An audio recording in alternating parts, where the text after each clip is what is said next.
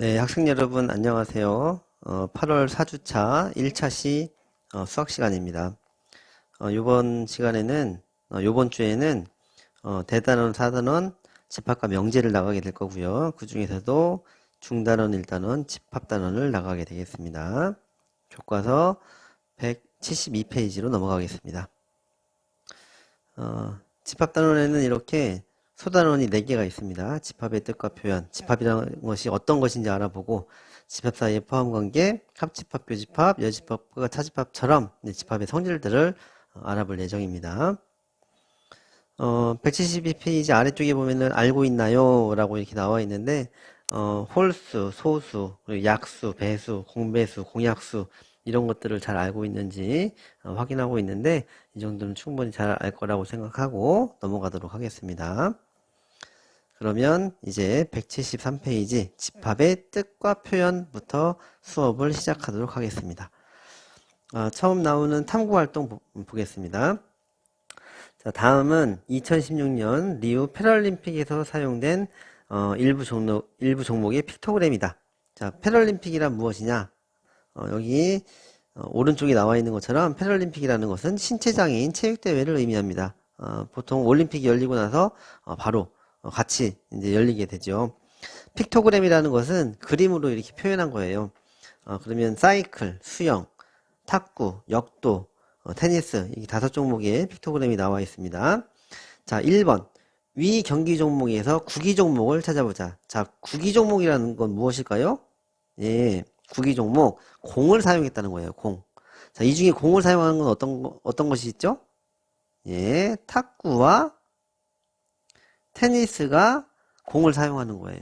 그래서 구기 종목은 탁구와 테니스가 있겠구나 이렇게 쉽게 알아볼 수 있겠습니다. 자, 두 번째 위 경기 종목 중에서 인기 종목을 찾아보자. 자, 인기 종목. 인기 종목. 선생님이 생각할 땐 인기 종목 탁구 그리고 탁구 정도 될 것 같아요. 왜냐면은 우리나라가 메달을 따본 경험이 있는 종목이 탁구니까. 역도도 있겠네요. 그러면 역도. 근데 역도는 또 비인기 종목이죠. 그럼 저는 탁구라고만 할래요. 그런데 저는 이렇게 생각했지만 어떤 학생은 전 수영을 많이 배웠기 때문에 수영이 좋아요. 수영이 인기 종목이라고 생각해요. 라고 할 수도 있겠죠. 네. 사람들마다 인기 종목이라고 판단할 수 있는 종목이 다 다를 거예요. 네. 그러니까 이렇게 여러분들이나 아니면 선생님이나 다 많은 사람들이 1번과 2번에서 찾은 종목들을 쭉 비교를 해보면 1번에 있는 거는 모든 사람이 다 탁구와 테니스라고 했을 거예요. 그런데 2번의 답은 어떻게 나올지 몰라요. 사람들마다 다 다른 답이 나올 가능성이 높아요. 자, 그래서 여기서 이제 집합의 정의가 나옵니다. 집합의 정의가 뭐냐면, 자, 1번은 어떤 거예요? 1번은 구기 종목이라고 해서 그 기준이 명확한 거예요. 기준이 명확하니까 그 대상이 분명하게 정해지죠.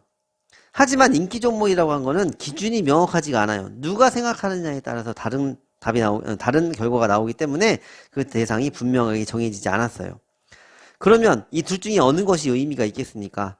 기준이 명확해서 그 대상이 분명하게 정해지는 경우. 이 경우가 의미가 있겠죠?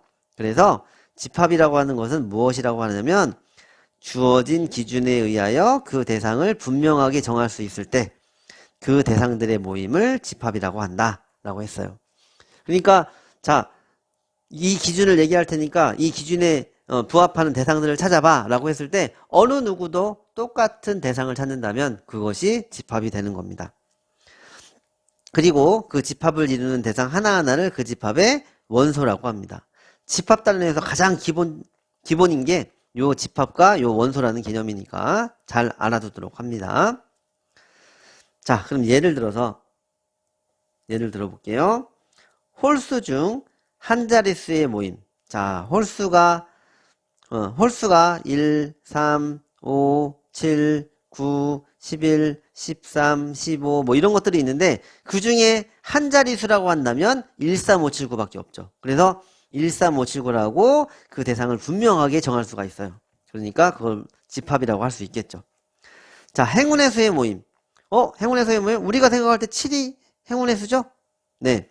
많이 이렇게 생각해요. 근데 사람의 경험에 따라서 다를 수도 있어요. 이 행운의 수라는 게. 그리고 중국에서는 8이라고 하는 요 숫자의 발음이 돈이라고 하는 돈의 발음과 같다라고 해서 8이 굉장히 좋은 수라고 여기거든요. 그러면은 이것도 역시 기준이 명확하지 않거든요. 그러니까 행운의 수의 모임은 집합이라고 할 수가 없습니다. 자, 집합과 집합이 아닌 것 구별할 수 있겠죠? 집합은 대상을 분명하게 정할 수 있을 때, 그 주어진 기준이 그 대상을 분명하게 정할 수 있을 때 집합이라고 합니다. 어느 누가 생각해도 똑같은 결과가 나온다면 집합이 되는 겁니다. 자, 그러면 문제 1번 우리 같이 해결해 보도록 합시다.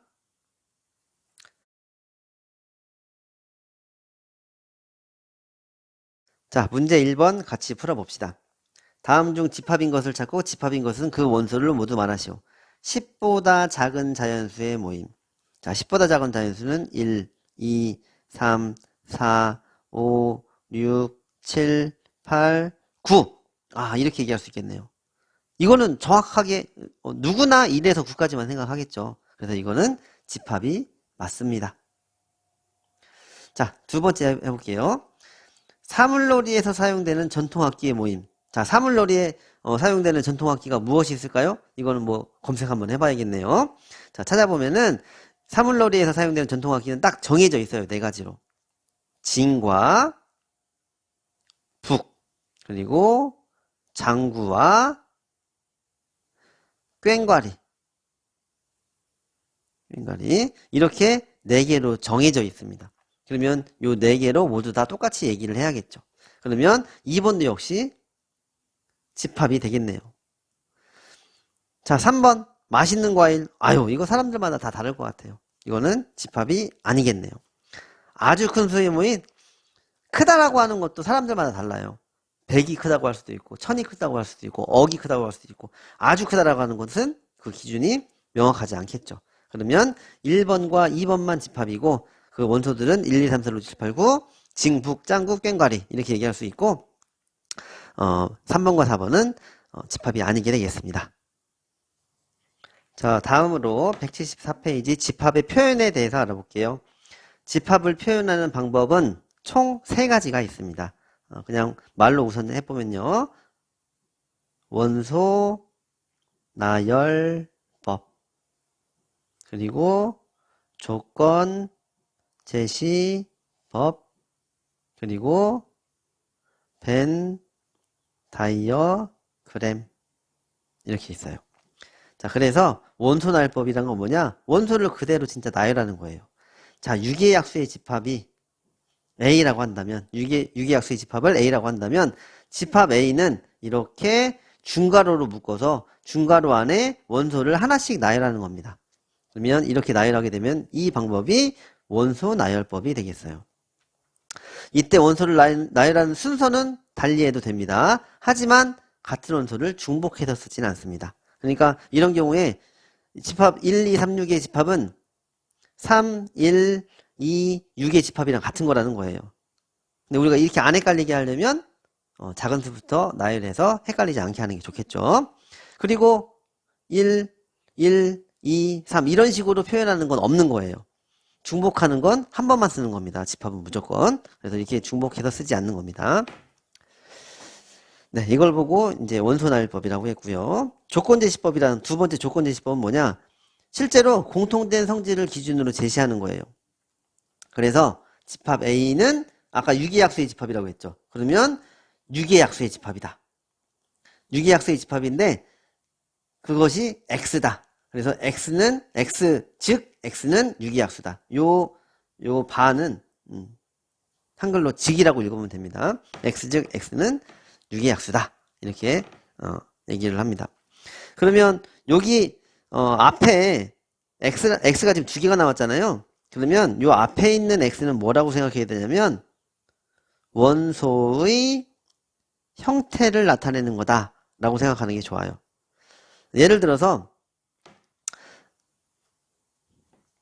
자, 이 경우는 X즉 X는 유기약수라고 해서 X라고 했죠. 그럼 X라고 나와 있으면 이 원소는 실수를 표현했다 라고 할 수 있어요. 그런데 이 집합을 뒤에 배우면 알겠지만 이렇게 표현하는 경우도 있어요.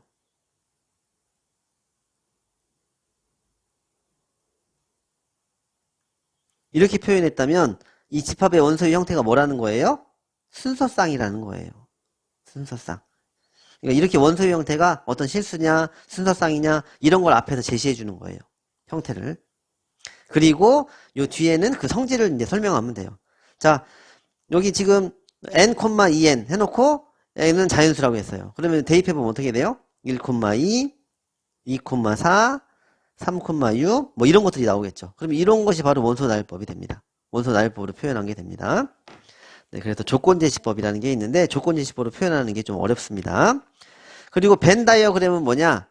그림을 이용해서 나타내는 거예요. 이게 원이나 아니면 네모칸이나 이렇게 네모칸이나 그래서 여기 이 안에 그 원소들을 쭉 나열해 주는 것 이걸 보고 벤 다이어그램이라고 합니다. 그런데 우리는 보통 여기에서 원소 나열법을 많이 쓸 거고요. 그리고 원소 나열법으로 쓰지 못하는 경우가 좀 있는데 너무 원소가 많다. 그러면은 그 경우에는 점점점으로 표현하기도 하지만 그 성질을 이용해서 이렇게 쓰기도 합니다. 성질을 이용해서 조건제시법을 쓰기도 합니다. 자, 그러면 문제 2번 한번 해보도록 합시다.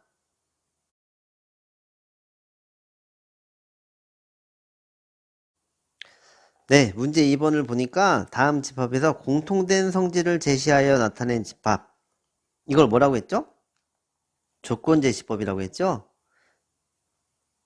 이게 옛날 교육과정에서는 조건제시법, 원소나열법이라는 용어를 썼는데 그 용어 자체가 좀 어려운지 이제 교육과정에서 빠진 것 같아요. 조건제시법으로 나타낸 집합은 원소나열법으로 나타내고 원소나열법으로 나타낸 집합은 조건제시법으로 표현해라 라고 했습니다.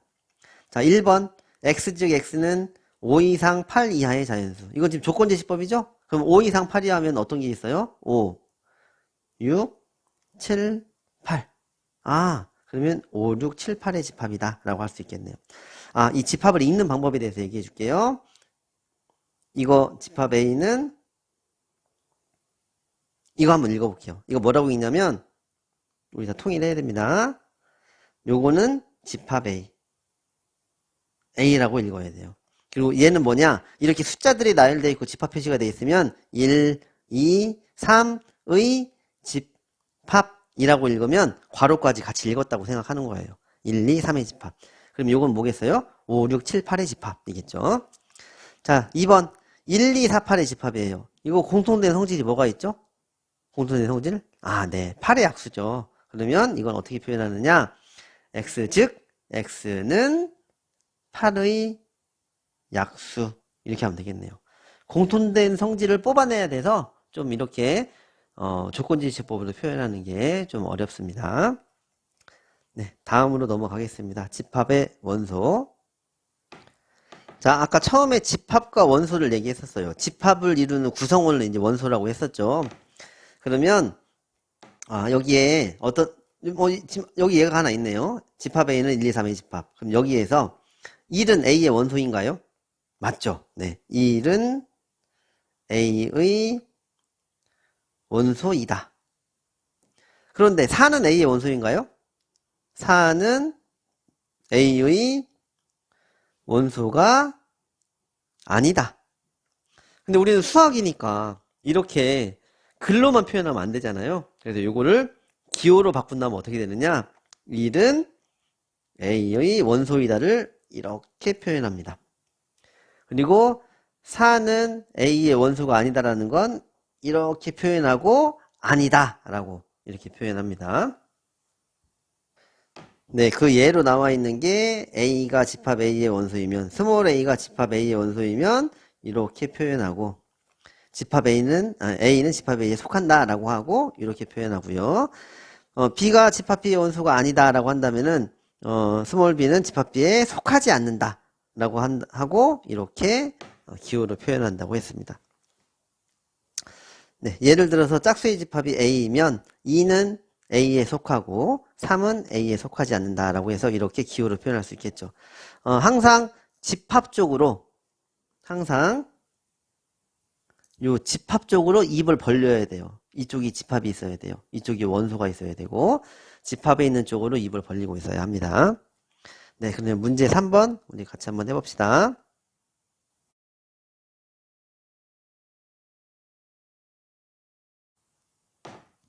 네, 문제 3번. 소수의 집합을 A라고 할 때 다음 네모 안에 원소이다, 원소가 아니다. 요 기호 중에서 알맞은 것을 써 넣으시오. 자, 1은 소수입니까? 1은 소수 아니죠. 그러면 A의 원소가 아니다. 이렇게 하면 되겠고요. 2는 소수가 맞죠? 그러면 2는 A의 원소이다. 2는 A에 속한다. 라고 할 수 있겠네요. 자, 5는 A에 속하겠네요. 소수가 맞으니까요. 5는 A에 속한다. 또는 5는 A의 원소이다. 라고 할 수 있겠고요.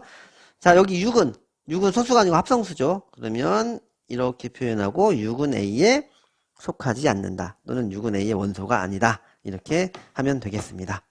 자, 오른쪽에 도움말이 나와 있는데 보통 집합은 대문자로 표현하고 원소는 소문자로 표현하게 됩니다. 앞으로는 이렇게 많이 나올 거예요. 요 위에도 하나 있었어요. 도움말. 특별한 언급이 없으면 약수와 배수를 구하라라고 한다면 자연수의 범위에서만 생각한다. 특별한 언급이 없다면 이렇게 생각한다. 네. 이게 뭐 양의 약수다, 음의 약수다 이렇게 말이 나온다면 음수를 생각할 수 있지만 그게 아니라면 자연수의 범위에서만 생각하는 겁니다. 자, 다음으로는 집합 중에는 1, 2, 4의 집합과 같이 원소의 개수가 유한계인 집합이 있고 X즉 X는 짝수와 같이 원소가 무수히 많은 집합도 있다라고 했어요. 이걸 옛날 교육과정에서는 유한집합. 그리고 이건 뭐겠어요? 무한집합이겠죠? 무한집합. 이렇게 얘기했었는데 교육과정이 약화되면서 이런 내용들이 좀 빠진 것 같습니다. 그래서 집합의 원소는 유한계인 것도, 그러니까 원소의 개수가 유한계인 것도 있고 원소의 개수가 무한히 많은 것도 있다. 이렇게 생각하셔야 됩니다. 자, 그리고 개수로 지금 생각을 했는데, 자, 요 집합 한번 보세요. X즉 X는 마이너스 1보다 작은 자연수. 마이너스 1보다 작은 자연수는 없죠. 네, 없어요. 그런 걸 보고 뭐라고 하느냐? 공집합이라고 해요. 원소가 하나도 없는 집합을 공집합이라고 하고 그것을 기호로 이렇게 표현합니다. 이렇게 공집합은 이렇게 공집합은 이렇게 동그라미 치고 사선을 그린 이 형태가 공집합을 표현하는 기호입니다. 잘 알아두도록 합시다. 자, 그리고 집합 A의 원소의 개수가 유한계일 때, 셀 수 있을 때 집합 A의 원소의 개수를 기호로 NA라고 표현합니다. A의 개수, 이렇게 A의 원소의 개수 이렇게 하면 되겠죠. 공집합은 원소가 없었죠. 그러니까 공집합의 원소의 개수는 0개가 되겠습니다. 자, 보기. 집합 A는 6, 7, 8, 9, 10의 집합이에요. 자, 원소가 몇 개예요? 하나, 둘, 셋, 넷, 5개. 그러면 NA는 5이다. 5개니까. 그러니까 NA는 뭐예요? 어떤 자연수 값이 나오겠죠, 항상. 자, 집합 B는 X즉 X는 유기약수예요. 유기약수는 뭐가 있어요? 1, 2, 3, 6의 집합. 이렇게 표현하면 되겠죠? 이게 이제 원소날법으로 표현한 건데, 개수가 몇 개입니까? 원소의 개수가 4개죠. 그래서 NB는 4이다. 이렇게 얘기할 수가 있겠죠. 자, 문제 4번. 유한계인, 원소의 개수가 유한계인 집합을 찾고 그 원소의 개수를 구해보라고 했습니다. 그럼 원소의 개수를 구한 답은 NA 또는 NB 이런 식으로 표현을 해야겠죠? 예, 한번 해보도록 합시다.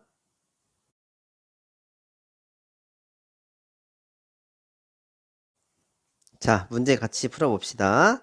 집합 A는 X즉 X는 12의 약수의 집합이에요. 그럼 12의 약수는 뭐가 있을까요? 원소날법으로 표현해볼까요? 1, 2, 3, 4, 6, 12의 집합 이렇게 되겠네요. 원소의 개수가 몇 개예요? 6개네요. 그러면 뭐라고 할 수 있어요? NA는 6이다. 이렇게 얘기할 수 있겠죠. 자, B를 원소날법으로 표현해볼까요? X즉 X는 3의 배수. 그러면 3의 배수는 3, 6, 9, 12, 15 무한히 많을 것 같아요. 이럴 땐 점점점으로 표현하면 됩니다. 이렇게 되고 이거는 원소의 개수가 유한계가 아닌 게 되겠죠. 네, B는 안 되겠네요. 자, C. X즉 X제곱 마이너스 5X 플러스 6은 0. 요 식을 만족하는 X를 구하라는 거예요. 그럼 이거는 방정식 풀면 되겠네요. X 마이너스 2, X 마이너스 3은 0인 X값을 찾으니까 X는 2 또는 3이 되겠죠. X는 3. 그러면 C는, 집합 C는 2, 3의 집합이 될 거고, 그러면 원소의 개수는 n, c는 2가 되겠네요. 네, 이런 경우 방정식의 해가 바로 원소가 되는구나 이렇게 생각할 줄 알아야 됩니다. 자, 다음으로 x제곱 x는 x제곱 플러스 1이 0보다 작거나 같은 실수. 한번 써봐요. x제곱 플러스 1이 0보다 작거나 같다면 x제곱이 마이너스 1보다 작거나 같아야 되죠? 이런 경우는 실수에서는 없죠. 실수는 항상 제곱하면 0보다 크거나 같으니까 이런 경우는 없습니다. 그러면 집합이 아니네요. 가 아니라 이걸 만족하는 원소가 하나도 없기 때문에 집합 D는 뭐가 되는 거예요? 공집합이 되는 거예요. 공집합. 그러면 집합 D의 원소의 개수는 공집합의 원소의 개수와 같은 거니까 0개가 되겠네요. 이렇게 풀 줄 알아야 합니다. 자, 다음으로 창의탐구 돋보기를 해보겠습니다. 이 내용은 수학이랑은 크게 상관이 없어요. 크게 상관이 없어요. 그냥 간단하게 알아보고 넘어갈게요. 자, 집합을 살피면 어떤 기준에 따라 대상을 나누는지 추정할 수 있고, 이로부터 대상을 보는 사람들의 사고방식을 나눌 수 있다. 다음은 미국의 심리학자 리처드 니스벳이 사람들의 사고방식을 알아보기 위해 실시한 심리실험 중 하나이다. 자, 판다하고 원숭이하고 바나나가 이렇게 있습니다. 이 중에 관련 있는 둘을 카드에 적어봅시다. 그러면 보통 사람들은 이렇게 판다와 원숭이를 짝을 짓거나 아니면 원숭이와 바나나를 짝을 지을 것 같아요. 네, 그러면 이렇게 판다와 원숭이를 짝을 짓는 사람과 원숭이와 바나나를 짝을 짓는 사람의 성향이 드러나는 거래요. 그러면 판다와 원숭이를 생각한 사람들은 동물이라는 범주를 생각한 거잖아요. 그래서 이 사람은 사고방식이 이렇게 분류하는 걸 좋아하는 분류적인 사고방식을 가졌다라고 한다고 하고요. 원숭이와 바나나를 이렇게 짝을 지은 사람은 원숭이가 바나나를 먹으니까 짝을 지었을 거 아니에요. 그러니까 이 둘 사이에 관계를 생각한 거예요. 그래서 관계를 중요시하는 관계적 사고방식을 가진 사람이다 라고 한다고 합니다. 수학적인 내용이 크게 들어가지 않은 것 같아서 간단하게 넘어가도록 하겠습니다. 자, 그럼 다음 페이지에는 우리 소단원 확인 문제가 있는데 요번 주에 진도 나가는 부분에서는 소단원 확인 문제는 그냥 다 숙제예요. 그래서 이제 등교 수업하면 각자 선생님들이 숙제 검사도 하시고 문제풀이도 해주실 겁니다. 자, 그러면 여기 176페이지는 숙제로 내고 넘어가겠습니다. 자, 다음으로는 소단원, 2단원 집합 사이의 포함 관계에 대해서 얘기해 볼게요. 선생님은 탐구활동으로 설명하지 않고 그냥 다르게 설명하도록 하겠습니다. 자, 여기 이렇게 선생님이 예를 들었습니다. 집합 A는 자연수의 집합이고 집합 B는 짝수의 집합이에요. 그럼 우리 생각할 때 벤다이어그램으로 그려보면은 집합 A를 이렇게 자연수의 집합을 그린다면 그 안에 집합 B가 있어서 짝수가 이 안에 들어가겠구나. 짝수. 여기가 자연수. 그러면 나머지는 뭐겠어요? 홀수겠죠. 그러면 집합 B가 집합 A에 포함된다고 할 수 있겠죠. 집합 B가 집합 A에 포함된다고 할 수 있을 거예요. 그래서 이 포함된다는 포함 관계를 우리가 알아야 되는데 이 포함 관계를 어떻게 말하느냐? 집합 A하고 집합 B를 쓴 다음에 자, 큰 집합에 입을 벌리도록 이렇게 쓰는 거예요. 큰 집합에 입을 벌리도록. 우리 아까 원소와 집합을 얘기할 때도 원소하고 집합 중에 집합적으로 입을 벌렸죠. 그게 뭐 A가 집합 A의 원소이다라고 하면 이렇게 해서 집합적으로 입을 벌렸는데 집합이 원소보다 더 큰 거잖아요. 그러니까 큰 쪽으로 입을 벌린다라고 생각하면 되고 이런 경우에 어떻게 얘기하느냐? 집합 B는 집합 A에 포함된다 이렇게 얘기를 해요. 이건 이따가 교과서 가서 다시 설명을 할게요. 그런데 중요한 건 뭐냐면 정의가 중요해요. 정의가. 이렇게 포함된다는 것의 정의가 뭐냐? 자, B에 있는 모든 원소들은 집합 B의 모든 원소는 집합 A의 원소입니까? 짝수는 모두 다 자연수입니까? 그렇죠. 짝수는 모두 다 자연수라고 할 수 있죠. 예. 그러니까 그런 경우에 집합 B의 모든 원소가 집합 A의 원소가 될 때 그런 경우에 집합 B가 집합 A의 부분 집합이다 라고 할 수 있는 겁니다. 그리고 거꾸로 하면은 A는 B의 부분 집합은 아니에요. 그럼 이런 경우는 어떤 거예요? 집합 A의 모든 원소가 집합 B의 원소가 되나 한번 생각해 보세요. 자연수는 전부 다 짝수예요? 아니죠. 그러니까 이 정의를 만족 못 시켰기 때문에 부분 집합이 안 되는 겁니다. 예, 이렇게 부분 집합의 정의를 선생님이 얘기를 했습니다. 교과서로 넘어갈게요. 자, 선생님과 같이 알아본 내용들 다시 한번 정리해 보면요. 두 집합 AB에서 집합 A의 모든 원소가 집합 B에 속할 때, 자, 집합 A의 모든 원소가 집합 B 안에 들어있죠. 그러면 이런 경우예요. 그랬을 때 집합 B를 집합 A의 부분 집합이라고 하며 그 기호를 이렇게 표현한다 라고 했어요. 이때 집합 A는 집합 B에 포함된다 또는 집합 B는 집합 A를 포함한다 라고 합니다. 주어가 큰 집합이냐 작은 집합이냐에 따라서 포함하는 집합이냐 포함되는 집합이냐에 따라서 서술어가 포함된다 또는 포함한다 이렇게 바뀔 수 있다는 겁니다. 그리고 집합 A의 원소 중에서 집합 B에 속하지 않는 원소가 하나라도 있으면 집합 A는 집합 B의 부분 집합이 아니고요. 그럴 때 기호로 이렇게 표현합니다. 아니다는 지금 다 똑같이 지금 이렇게 표현하고 있어요. 사선으로 이렇게 아니다를 표현하고 있어요. 네, 두 집합 A, B를 볼게요. 보기입니다.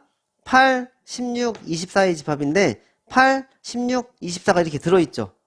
그러면 집합 A의 모든 원소는 집합 B에 속하므로 A는 B의 부분 집합이 되겠네요. 자, 집합 B의 원소가 이렇게 있는데 그 중에 집합 A에 속하지 않는 원소가 이렇게 3개나 있죠. 그러면 집합 B의 모든 원소가 집합 A에 속하지 않으니까 집합 B는 집합 A의 부분 집합이 아니다 라고 표현해야 합니다. 자, 그리고 집합 A의 모든 원소는 집합 A에 속하죠. 똑같은 거니까. 집합 A의 모든 원소는 집합 A에 속해요. 그러니까 A는 A의 부분 집합이다. 같은 집합인 경우에는 서로 부분 집합이다 라고 할 수 있는 경우고요. 공집합은 이렇게 하면은 A의 공집합의 모든 원소라고 했는데 원소가 없는데 이거 어떻게 정의해요? 라고 하는데 우리가 약속하는 거예요. 공집합은 모든 집합의 부분 집합이라고 약속합니다. 그래서 공집합은 어떤 집합이든지 항상 부분 집합이 됩니다. 네, 그러면 178페이지에 문제 1번 나와 있는데요. 두 집합 사이의 포함 관계를 A는 B의 부분 집합이다 또는 A는 B의 부분 집합이 아니다. 둘 중에 하나로만 표현합니다. B가 A의 부분 집합인지 이런 건 생각하지 않습니다. 자, 문제 풀어보도록 해보세요.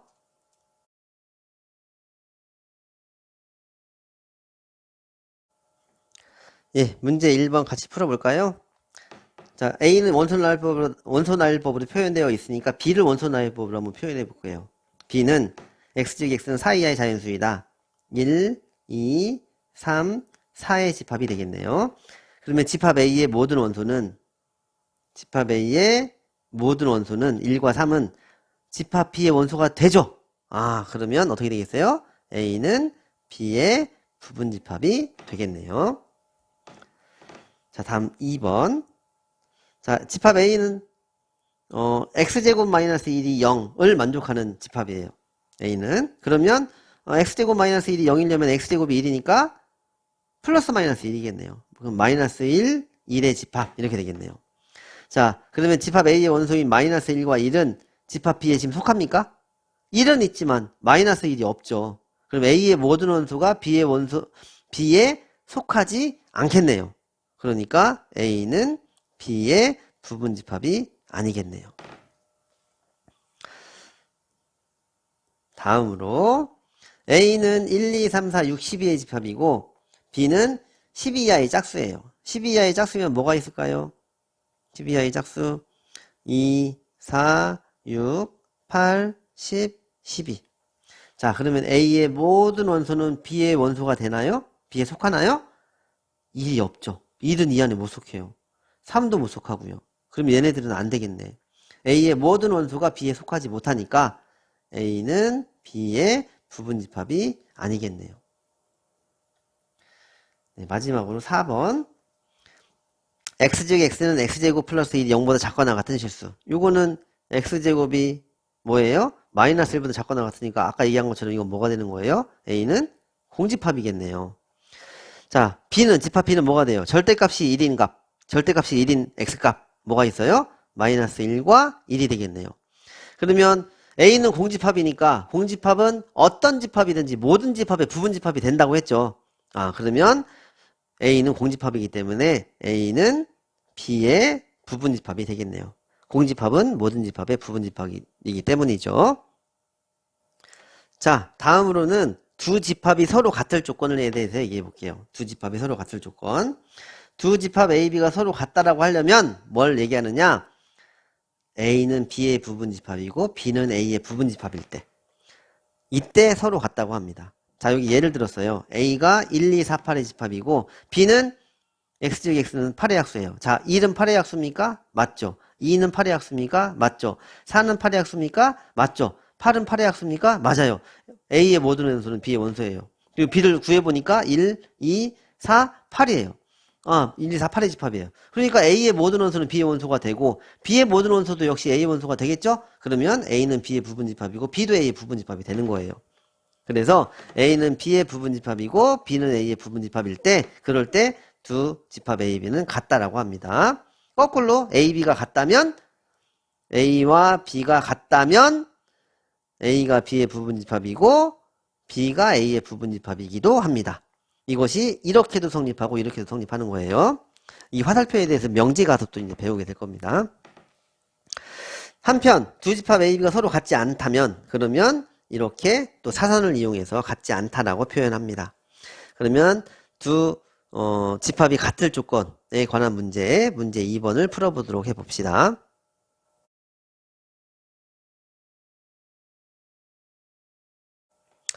자, 문제 1번.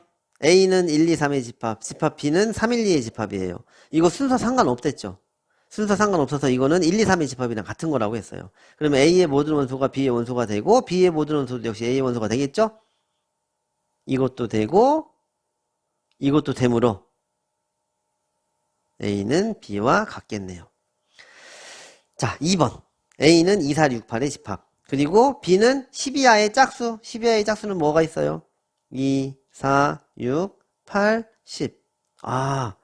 그러면 얘는 2, 4, 6, 8, 10이 있어서 A는 B의 부분집합이지만 B는 A의 부분집합이 될 수 없죠. 그러면 이건 둘 다 만족 못했으니까 A와 B는 같지 않겠네요. 같지 않은 겁니다. 다음으로 집합 A는 10보다 작은 소수. 10보다 작은 소수가 뭐 있습니까? 2, 3, 5, 7 이렇게 4개 있죠. 그리고 B의 집합 B는 2, 3, 5의 집합이에요. 그럼 이것도 역시 7 때문에 안 되겠네요. A가 B의 부분집합은 아니고 대신 B는 A의 부분집합인 상황이에요. 그럼 어떻게 되겠어요? A와 B는 같지 않겠네요. 네, 마지막으로 X즉 X는 15의 약수. 그러면 1, 3, 5, 15의 집합. B는 X즉 X는 홀수. 1, 3, 5, 7, 9, 11, 15. 엄청 많을 거예요. 그럼 얘도 마찬가지. 1, 3, 5, 15는 B의 원소가 맞죠. 그러면 이거는 성립해요. A는 B의 부분집합이에요. 하지만 B가 A의 부분집합은 아니죠. 이렇게 되죠. 그럼 이런 경우에도 역시 마찬가지로 어때요? A는 B와 같지 않겠네요. 그래서 1번만 A와 B가 같고 2, 3, 4번은 A와 B가 같지 않습니다. 자, 오늘은 1차시인데 여기까지 이제 할 건데요. 집합단원을 이제 공부를 해보니까 지금까지 배웠던 도형이나 방정식과는 전혀 다르죠. 그러니까 지금까지 잘 못했더라도 집합단원만큼은 따로 떼어가지고 따로 떼어서 잘 할 수가 있으니까 좀 수학을 어려워했던 학생들도 좀 자신감을 가지고 했으면 좋겠습니다. 네, 오늘 1차시 수업은 이걸로 마치겠습니다.